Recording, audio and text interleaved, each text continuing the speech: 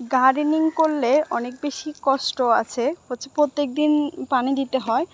তো আমি মালয়েশিয়াতে আসার পর হচ্ছে প্রায় 7-8 মাস পর থেকে হচ্ছে এই গার্ডেনিং করা শুরু করছি।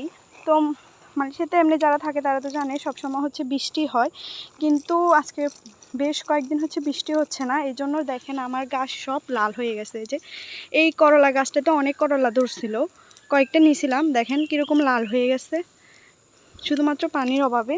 তো এই পানিটা যে দিচ্ছি না, মানে এটার এত বিল উঠবে।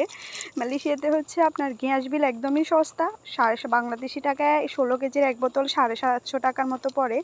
কিন্তু পানির বিল অনেক বেশি, কারেন্টের বিলও কম আছে কিন্তু পানির বিল প্রচুর বেশি। তো এই পানিটা হচ্ছে আমাদের বেসিন থেকে দেওয়া হচ্ছে, তো এটারও বিল উঠবে অনেক। তারপর আমরা দিই যতটুকু পারি, সবসময় হয়তো দেওয়া হয় না, কিন্তু মাঝে মাঝে হচ্ছে এরকম পানি দিয়ে গাছগুলোকে